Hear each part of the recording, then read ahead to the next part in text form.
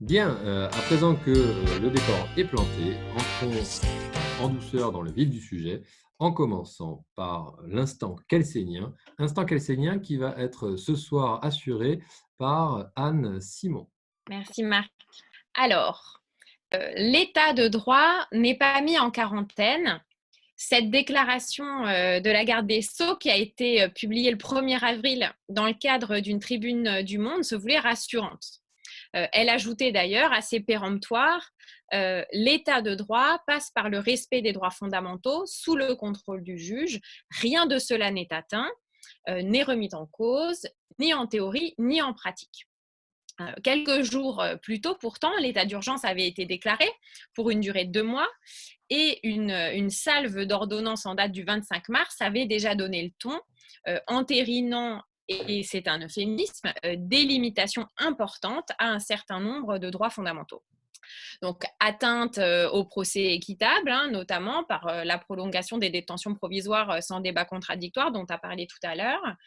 Atteinte, bien sûr, à la liberté d'aller et venir par des mesures de confinement strictes imposées à l'ensemble de la population, mais aussi et sans doute des atteintes à venir à la vie privée par un renforcement du contrôle des mouvements de population, notamment par le biais du fameux tracking des téléphones portables dont on parle au niveau gouvernemental. Alors, est-il admissible, en temps de crise sanitaire, de déroger aux droits fondamentaux, des droits fondamentaux qui sont protégés, nous le savons, par des conventions internationales dont la place dans la hiérarchie des normes se situe théoriquement, en application de l'article 55 de la Constitution, au-dessus de la loi.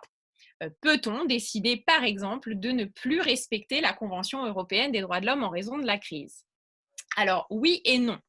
Oui, d'un côté, parce que la Convention européenne prévoit en son article 15 qu'en cas de danger public menaçant la vie de la nation, les États peuvent prendre des mesures dérogeant à la Convention dans la stricte mesure où la situation l'exige. Alors, pour bénéficier de cette dérogation, les États doivent simplement faire une déclaration auprès du secrétariat général du Conseil de l'Europe.